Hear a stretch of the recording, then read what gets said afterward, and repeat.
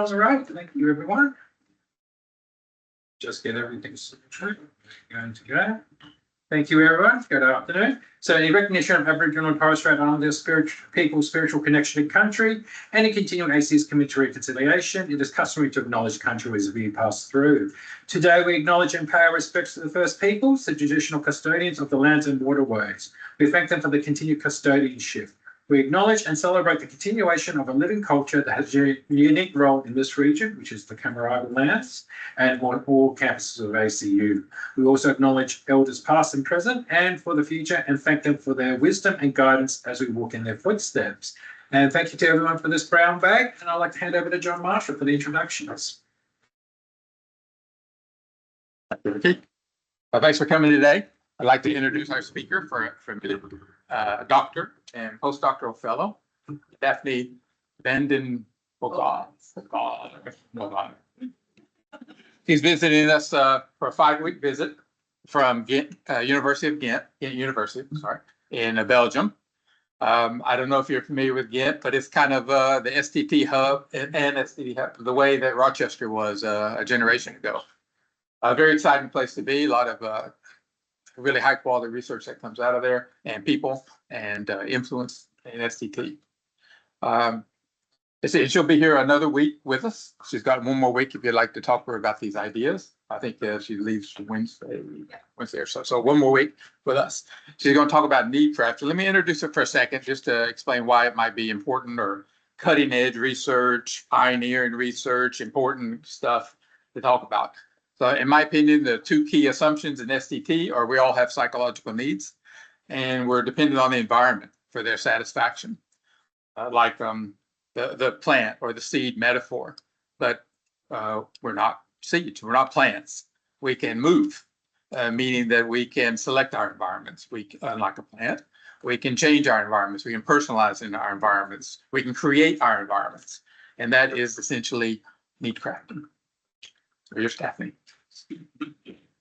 Wow, thanks, John Marshall. That I can skip a few slides now, I think. So it was a very good introduction of need crafting and why it is important, why it does matter.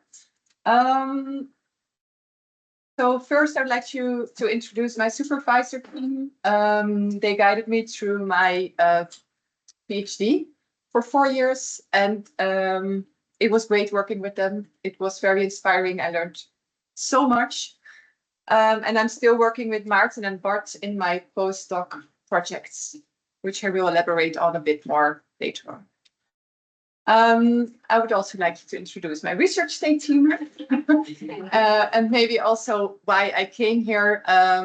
As you might have read in the description of the brown bag, John Marshall was in my examination boards. He was a real pain in my ass, but I learned so much from him. I actually learned the most, and afterwards I felt like I'm not done learning from this one, so I really want to continue that, and that's why I made a proposal to visit. And I came here to talk about two things.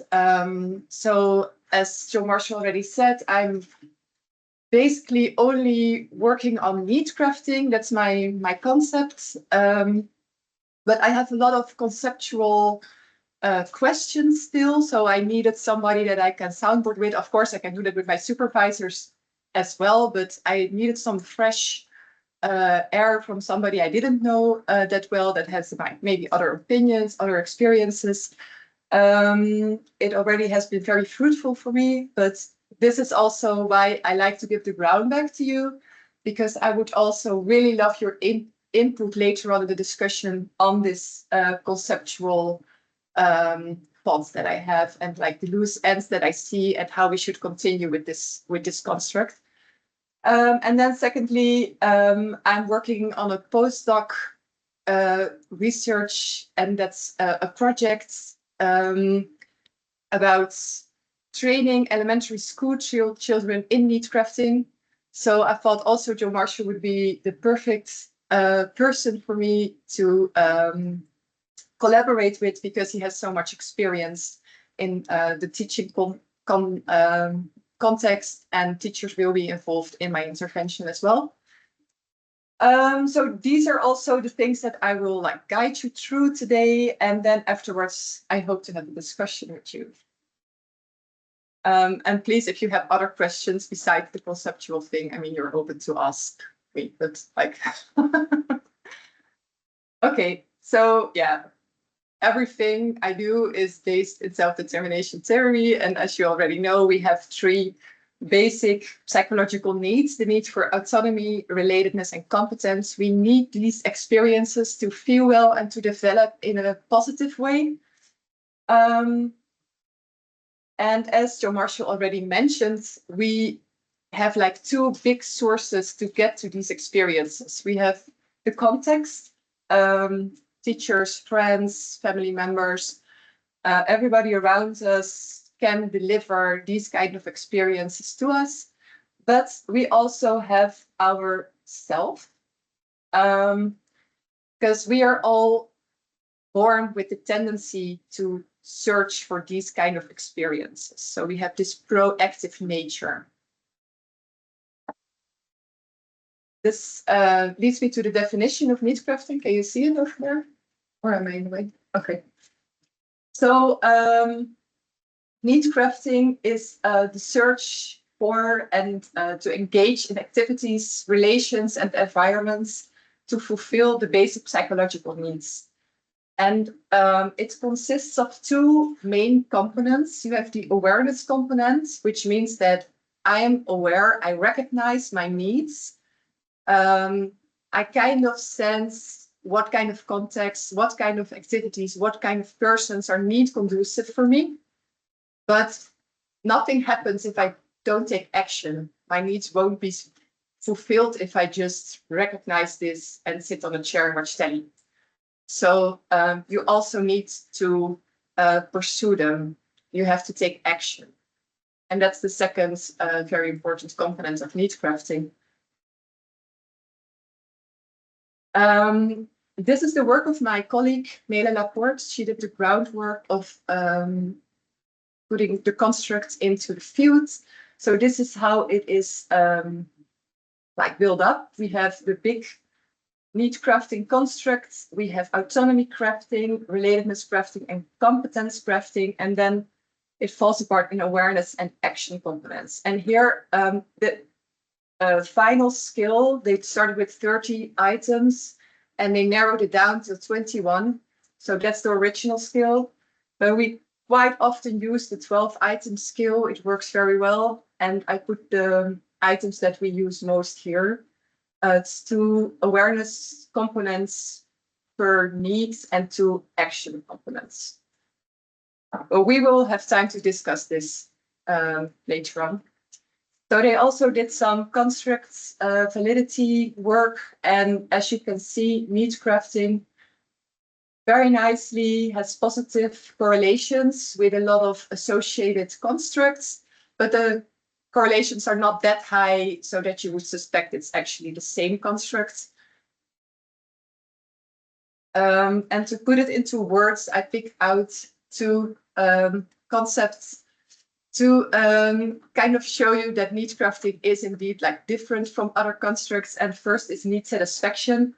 So need satisfaction is kind of a state. It's the experience that I have, whereas need crafting is a process. I strive for need satisfaction, but I didn't reach it yet. You can be aware of your basic needs without feeling that satisfaction at the moment. For example, if I'm in a fight with my husband, never happens. Then I still know that this guy is important for me, you know? So I know that I want to make everything all right. If I wouldn't be aware of that, I would just leave him and go to the next guy. So it is important to be very aware of your basic needs. And action, as I already said, is like the attempt to achieve need satisfaction. So in the example I just gave, I can try to make up with my husband to reach need satisfaction again, but it doesn't guarantee my success. it also depends on how and about how he is responding to it. If I'll just go to him and say like, yeah, okay, I want to forget about it. As long as you know that I was right and you were wrong, it's all fine by me. He will probably not go with that, so we wouldn't reach relatedness satisfaction there. I probably need some other approaches, other actions to get to relatedness satisfaction. Then agentic engagements. They both share this proactive tendency to growth, but there's a difference because agentic engagement goes through the social context. So you need a teacher, you approach the teacher, and then the teacher will try to change the environment in such a way that it is need supportive to you. Whereas for need crafting, it's not necessary.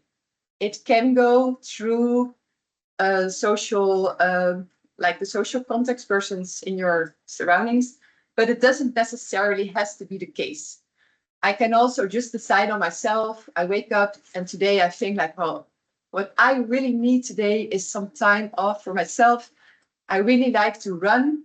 It makes me feel energized. I'm also feeling competent afterwards because I run for 10 kilometers and I think, well, I'm almost 40 and I did that, so that's really good for my confidence. So I just go do that and I don't need anybody for it. So that's the difference.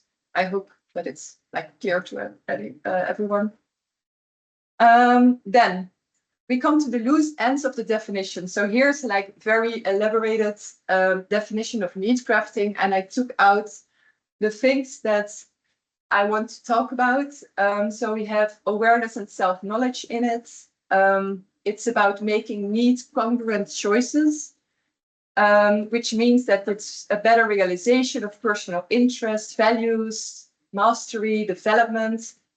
And then there's also the conclusion that it's both an approach side and an avoidance side, like minimalizing need frustration.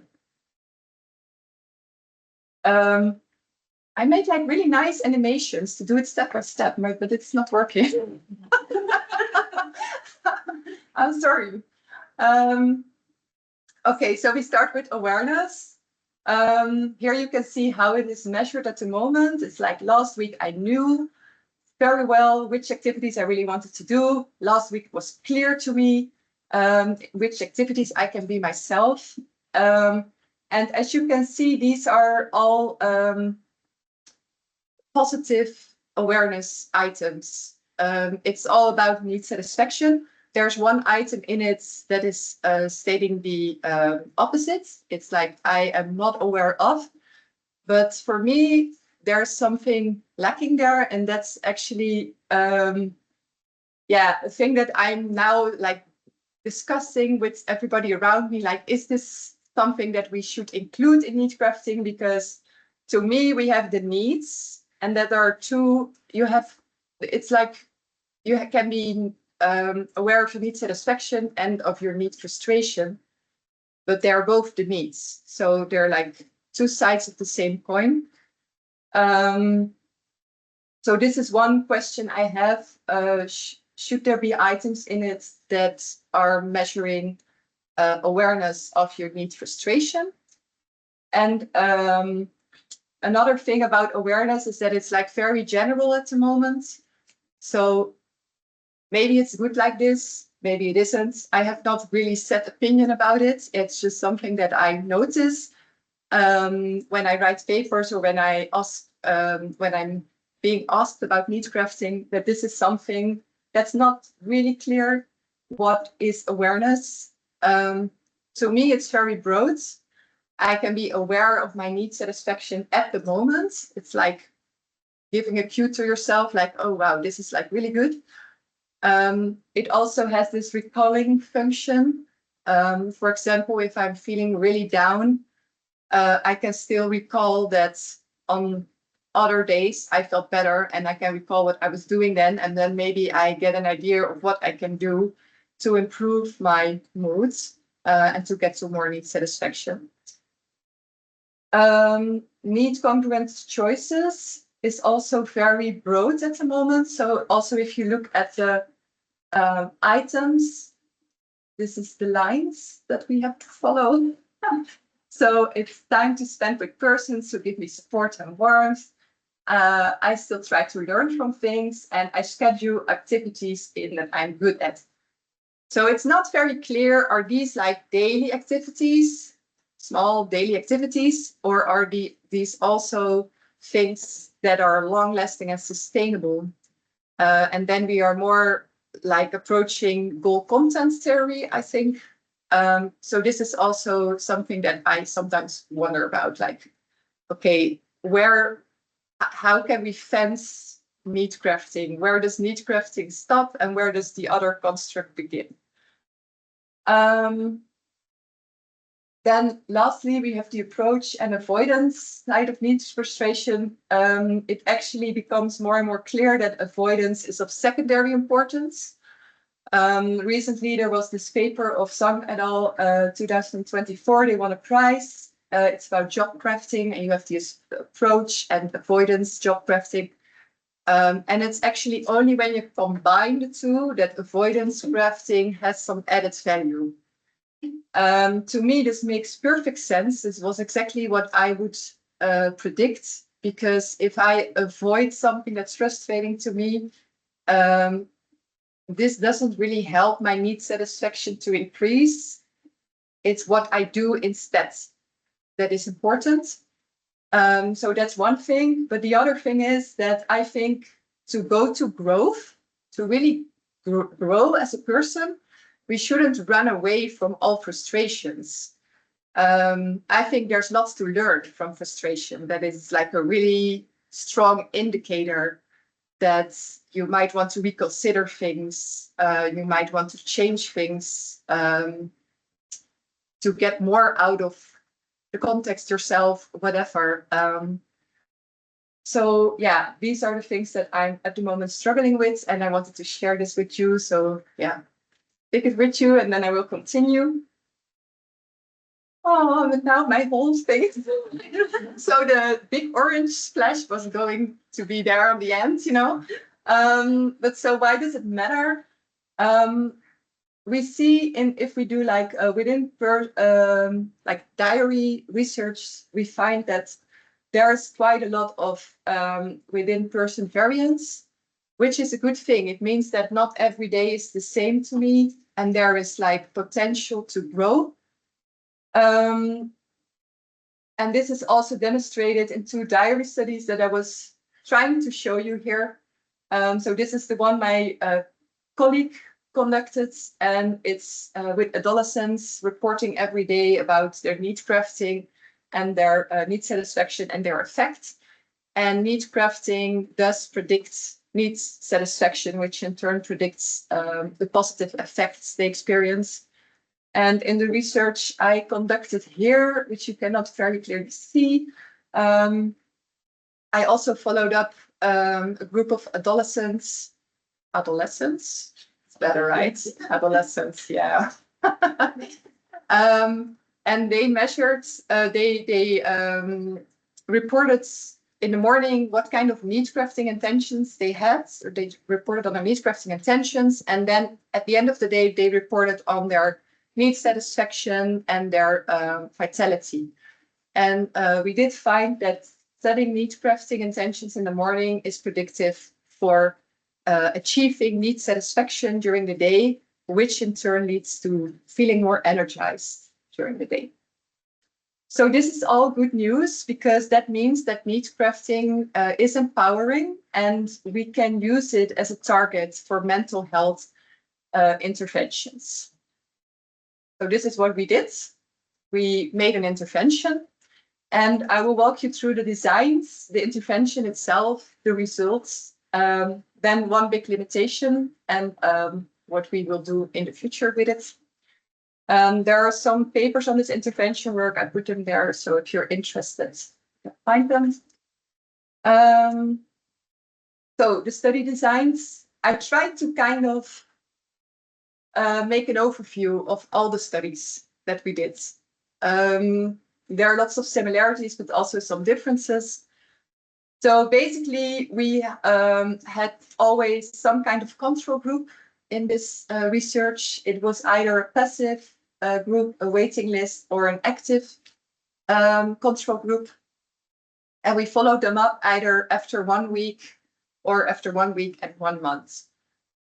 Effectiveness to us was if we would find that need crafting was manipulated, that we saw some change in the experimental group, and that this would lead to more need satisfaction and more need frustration, which in turn would lead to more ill-being and more well-being.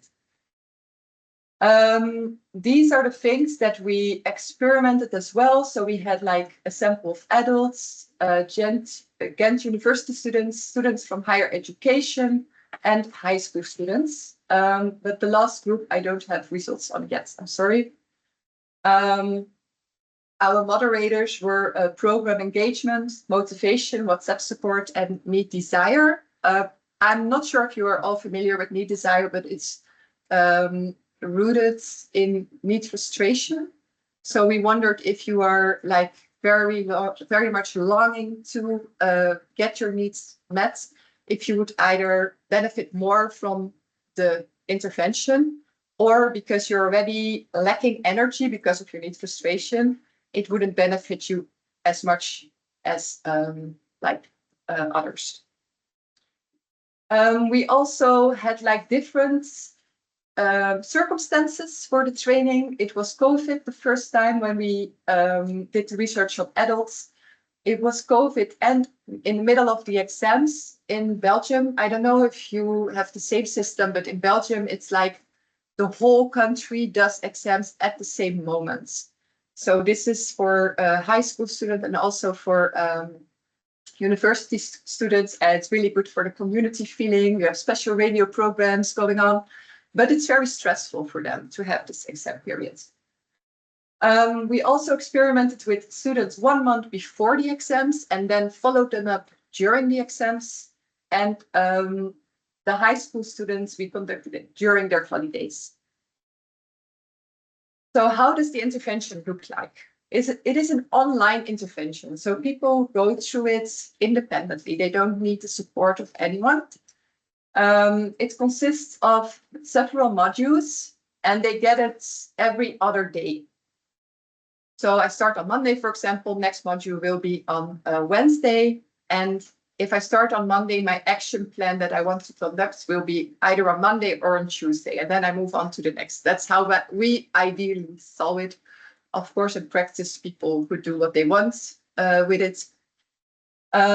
So here you can see that we started with autonomy, do something you want to do. Then it's relatedness, make connection, and do something you are good at. So this is like very basic, getting familiarized with the 3 basic needs.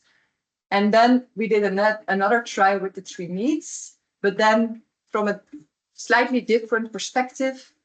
It's more like value orientated. So for autonomy, it's like do something meaningful. Relatedness, take care of yourself or another. And module 6 is learn something. And these are a bit more challenging than the ones they did before. And then we had a 7th module to wrap it up and to make some reflections about how you want to implement this in your daily life. This is what they get. Now it looks kind of messy, but first they get psychoeducation, which is this animated video. It's made in dialogue with students. So they chose everything. They said if it was comprehensible, stuff like that. Then they get a challenge, which is me talking about the module and the challenge and like a bit of psychoeducation, but then targeted to that specific module. They have a brainstorm exercise about what it will mean to them. They look at testimonials of other students who already went through the first program. So these are all students that really participated in the first LifeCraft program. And then they make an action plan. It's very small, you cannot see it, but it's based on the implementation, intentional implementation literature, and it's making it very, very concrete. So it's like, what are you going to do? Where? how and with whom do you want to do this. And then they also reflect on strategies to overcome possible distractions. So here are some results. Ill-being was supposed to come after I was like clicking.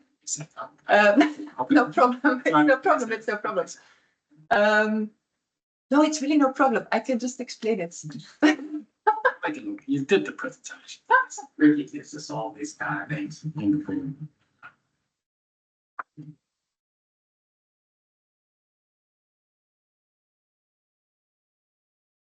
Yeah. I think maybe by emailing it, just took out all the animations or. Okay. So these are the results from the students that we trained 1 month before their exams. And as you can see, I think this is I really loved these results. They are my coolest results. So as you can see, they at post you can really see a significant increase in need crafting. And during the exams, it drops a bit, but not as much as the control group. So they still maintain their skills to craft their needs more than the control group did. And they also benefit more from it. So you can see that need frustration is still lower, need satisfaction is higher, well-being is higher. And ill-being, well, it was not significant, but you see the trend. We also replicated this beauty 3 times. It's later change mediation model to see if the condition that the participants were assigned to predicted the change in need crafting from pre to post. And then this would in turn increase the need satisfaction, lower need frustration from pre to post. And this in turn would benefit them in their well-being. Yeah, okay. So to summarize, we found significant effectiveness on the adult group and both the students group. We're not sure yet about the high school students. We have some primary analysis that shows some effects, but we're not completely sure about it. It doesn't come out as strong as the Ghent University students, for example, but we didn't do the latent change thing yet. The moderators, we found that program engagements matters. So the more you are engaged in the program, the more you execute your action plans, the more you benefit from the program. Motivation only predicted dropout, not the effectiveness of the program, but of course, you can discuss about effectiveness if you drop out, I mean. And then WhatsApp support. So there was one group that I followed up with WhatsApp. They were free to answer my questions. Sometimes this led to kind of a small conversation about it. And we saw that the group that engaged in the WhatsApp support showed less dropouts. Need desire didn't show any moderation effects except for competence desire. And this only showed up during the exams, which means that students with a high desire to feel competent, they benefit equally directly after the program, but during the exams, when their competence is threatened, they are not able to maintain their competence crafting skills and they drop both in need crafting as in need satisfaction and well-being. Regarding the timing of the training, we found the strongest effects when COVID and the exams were combined. So this is a highly stressful period and participants seem to benefit most, but it can also be due to the waitlist condition that we use there. Not sure about it. Secondly, were the COVID and the 1 month before exams group. And then during the holiday, we didn't find as strong primary results yet. But there was one like very big limitation, which is dropouts. Here you can see that the no support group, and this is how we initially saw the intervention, like no support at all, you just go through it on yourself, has a very high dropout rate. So only 23% stays in the program.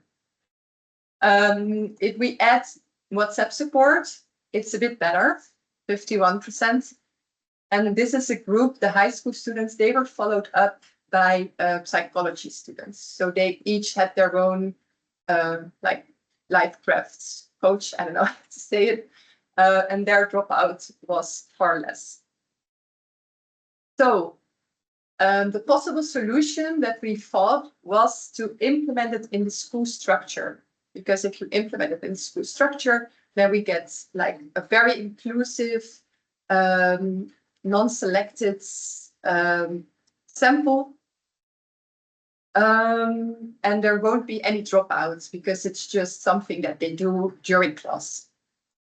So how are we going to do this? This is actually where I've been working on with John Marshall and the team this last month, and it has been extremely helpful.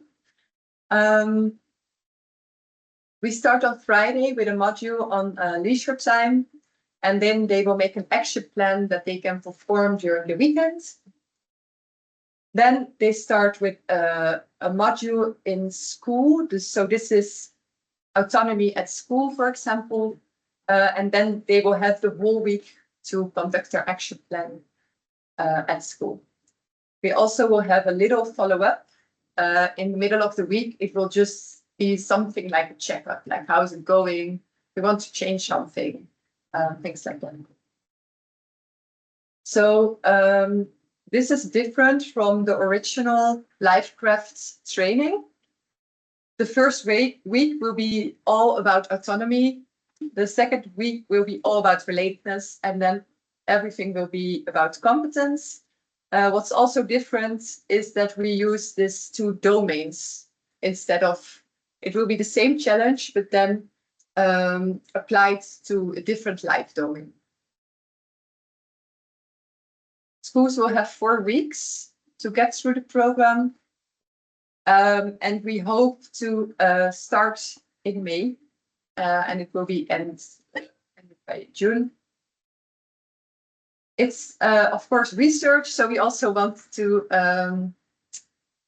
question them.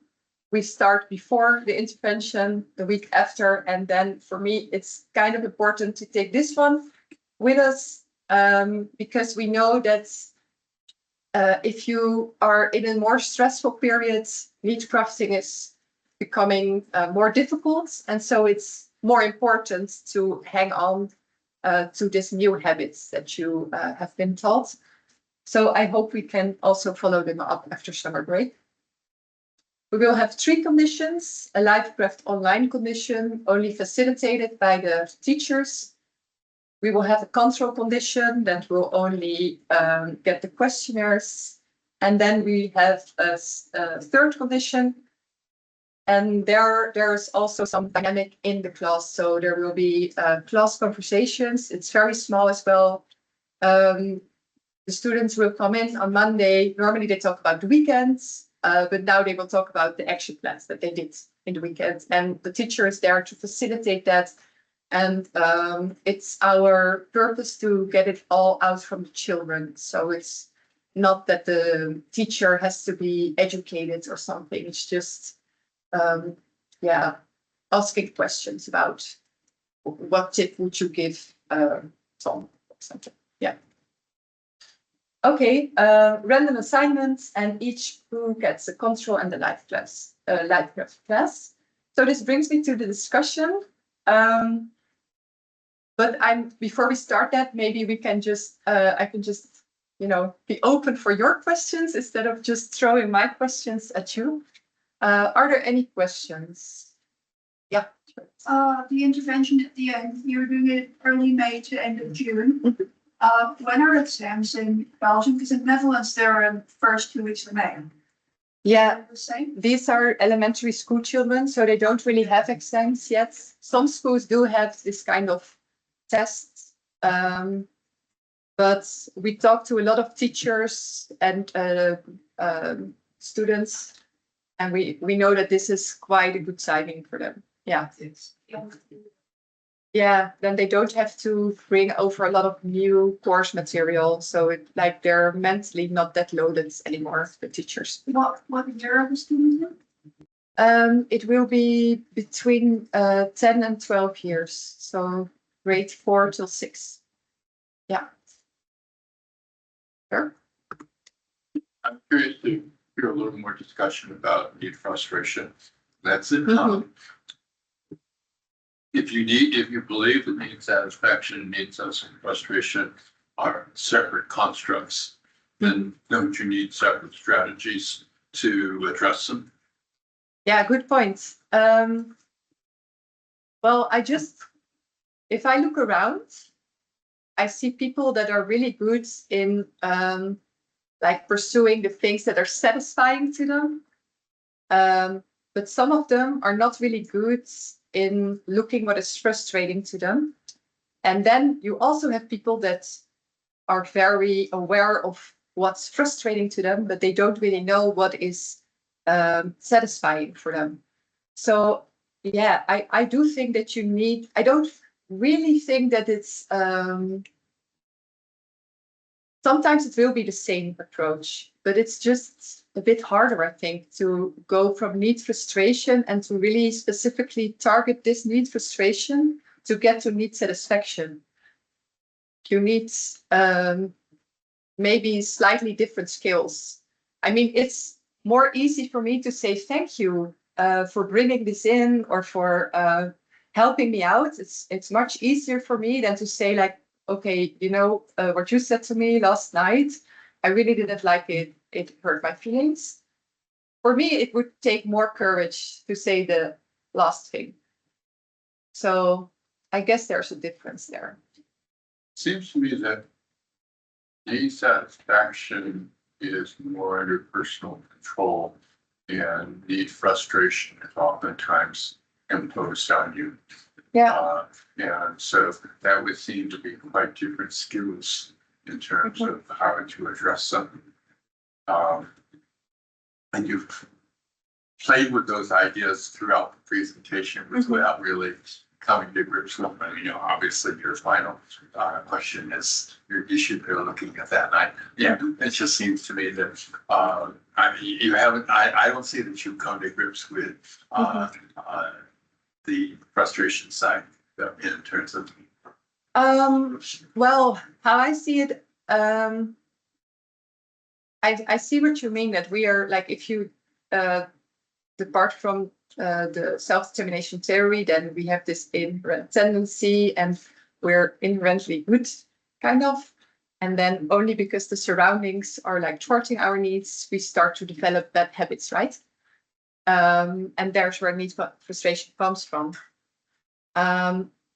So basically, it's like the basic assumption, like the very, very basic assumption of self-determination theory. I'm not going to go into the philosophy there, but I think that the surroundings are so strongly there, like the environment has the capacity to feed your basic needs, but also to thwart them. And eventually you will also kind of internalize these things. So at a certain point, it's not so clear anymore where things come from or what's there. I can like have very negative automatic thoughts because I was triggered in my youth by something. And that might have been evoked by the environment, but to get out of it, I can still do things myself. So that's why I think that need crafting should also look at that, because there's a lot of growth potential in it. That makes sense to you. Emma, you wanted to add something? Yeah, sure. Yes, please. Hi, Daphne. How you going? Lovely to see you and hear you. I'm looking forward to Sorry, Is it okay? Sound's not pressure. Give me a sec. Oh, good. Bear with me. All right.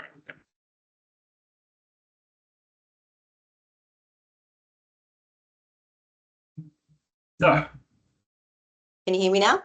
yep, you're Yeah, good. much better. Yay. Hi, Daphne. Lovely to see you and hear you. I'm looking forward to seeing you and hearing you more when we meet tomorrow. But I thought relevant to this discussion and probably useful for the whole group would be just your musings on how you think the dual process model might relate to these two different pathways that you're talking about. It sounds like need crafting for need satisfaction is about adding stuff, doing stuff, whereas need crafting to reduce need frustration is probably about removing stuff or taking stuff away. If people are successful in reducing their need frustration, you might not expect to see gains in well-being. They might kind of show up in other places. Have you thought about any of that? Yeah, I had a lot of discussions about it with my supervisors and even with Rich. And to me, and this was also something that we agreed upon during the discussion, like avoidance crafting, like removing things, dropping things can be helpful. But for me, it's not need crafting as long as you don't strive to need satisfaction. So for me, like integrating this frustration part would still be doing things to get to need satisfaction. If I just want to remove my frustration because it's easier, then I wouldn't call it need crafting. I think like to strive for need crafting is like the core, to strive for need satisfaction is the core of need crafting. So also if you recognize that you are having some frustrations, you can still do things, take action upon it to aim for need satisfaction. Yes. This can do you, yeah. Well, no, I thought we should talk about it more tomorrow, but Yeah. I think that's probably why you're stuck at this point, like how to integrate need frustration, because those pathways and the striving and the not striving, it's just much like Herb was alluding to, if we believe that they're two separate things, and I mean, I do, I think you do too, it's not this, it's like striving for one will not necessarily relate to the other, because they're not, it's not on a polar spectrum. So it's probably, yeah, it is probably the case that need frustration doesn't fit with your current definition of need crafting, and that might be why it doesn't feel like the right fit. Yeah, it does not feel right at this moment. But the question for me is also like, it does it add value to integrate it to the need crafting construct? And I might be biased here completely because I have a background in psychiatry. So I'm originally a clinical psychologist, and I can still feel that I'm departing from that experience sometimes, in which I could see so much growth potential in these adolescents that I was working with. So for me, it would make clinical sense to integrate it. Because if you can measure it, you can also target your interventions maybe more on it if you work with a clinical population. But I'm like open for it. Like we are not in clinical psychology, we are in developmental psychology. So this is also something that I'm aware of, that I might not be at place to prompt these questions. Yeah. That's food for thought for me. I'm keen to talk to you more tomorrow. Thanks. Yeah. Thank you, Emma. Thank you. Hi, Ron. Thank you for the presentation. So my question is about some practical point. So, for example, autonomous support and controlling. We say that they are independent for independent construct, but correlated each other. But when in practical way, we don't actually provide how to reduce controlling, rather than we are focusing on how to promote autonomy support. So in this point, there's a practical way. Do you think is it a good practice giving frustration, this crafting and satisfaction this crafting? If I think it would be good practice to do it, If we do both. if we do both, I think that the balance should still be on the positive side.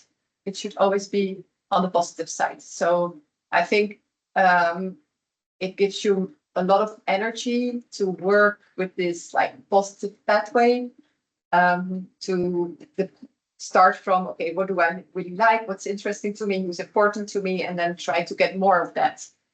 But with that energy that you gain there, you can also solve some frustration issues. And if you will be able to change them into very satisfying experiences, then I think it really can boost your development. That's how I think about it. Yeah. Yeah. You just have a practical strategy as a program of research. It makes sense to me. If you just first study, you just stick to need crafting, need satisfaction, look at what the results are, well-being, ill-being, satisfaction, frustration. Those are the results. Yeah. And then say, okay, and now we'll tackle need frustration. We'll add modules for need frustration. Yeah. And then we'll get those results, and we'll see if we explain something better. Yeah. And then figure out whether it should be a twofold approach or just a single approach. Okay, so you would reverse it and just start with the practice. Yeah, I just give a clean answer. This is what need crafting and satisfaction can do. Yeah. And then maybe we can improve it, maybe we can't. Let's see. And then follow up. Yeah. I think in the new intervention that we are making, there is some frustration in it already. And we also give them like tools to handle it. So maybe we are already doing it. I don't know. A little bit about the dropout. The dropouts, yeah. Dropout, because although you give satisfaction intervention program, then the natural group their dropout rate was very high. Yeah. Now you're gonna give more another construct, more program. Then I'm not sure how much that will. Yeah, that's a good point. But we also got a lot of feedback from, for example, parents, because we're also trying to develop life crafts for parents, because we saw that it helps with parental burnout and they gives them more energy to interact with their children. But the parents that went through our intervention, we interviewed them, and they were actually lacking this realistic view of their worlds, because it is sometimes very frustrating for them. And so they didn't feel related to what we offered. It was kind of, it didn't answer their questions. Okay, they can do these things and it's helpful, but they were lacking something. So it could also work out better because it's more relatable. But we just have to try it out. I don't know. You might be right. I might be wrong, or the other way around. Back to you, Emma. Thank you. So I had a question about, if I understood the mediation model correctly, which I may or may not have done, it looks like the pathway from need crafting to wellbeing outcomes is mediated by need satisfaction. So the people who gain from need crafting are the people who experience need satisfaction as a result. So I'm wondering if you've thought about the people to whom that mediated pathway doesn't apply, people who, like the null direct effect of need crafting on well-being means that for some people they do need crafting and it doesn't result in more need satisfaction and they don't experience any benefit. Are they doing it wrong, or what's going on with them, do you think? Yeah, very good question. Very sharp that you noticed. But yeah, like I said in the beginning, it's not because you attempt to achieve need satisfaction that you will succeed in it. So actually we have like awareness and action, but in order to succeed, you also need like several skills, and this is like social skills, executive functioning, emotion regulation. And then you also have the independent thing that you cannot influence that much, which is the environment. You don't know how they will respond to you or what will happen. There are always like unexpected events, and they will all have an impact on whether you do or do not reach need satisfaction. I do know from the open feedback that we got from the students that it was sometimes even frustrating for them to not be able to execute their action plans. So there were not many of them, few, but they wrote down like, yeah, sometimes I was like really feeling disappointed in myself because I didn't do my action plan as I planned to. So yeah, this is definitely something that we want to take into consideration. I actually hope to do some kind of analysis to see if we make some people worse. Yeah. Some time. So any last questions, Herb? Tell me just a little bit about the school design. You've got, issues there about confounding and diffusion and so forth, that it's all within, if all the different groups are in the same school, or are they Yeah. separate schools, or how do you deal with that design issue? We thought about that, of course, and we will have one class doing the same condition. So the classes in one school are divided between the conditions, but everyone in the same class is in the same condition.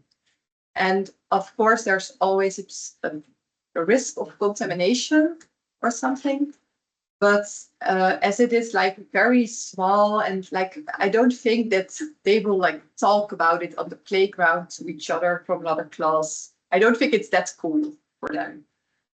But we'll see about it. Is it all in one school? No, I'm still recruiting schools. We are aiming to reach 20 schools, but it's very ambitious. Mhm. I think we now have 6, which should be enough to do something, but not everything we want. So yeah. So the intervention, all 3 groups are going to be within the school. They may or they may not, because some schools will participate with 3 classes, then they will have 3 conditions.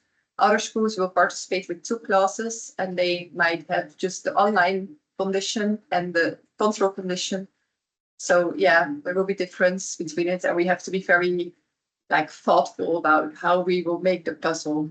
Yeah, but I won't do that alone because I don't trust myself with planning an organization. One of the issues that John Marshall and I are dealing with right now is that his research has always been a single class and one class per school in lots of different schools. So great control for diffusion, but also diffusion may be what you want.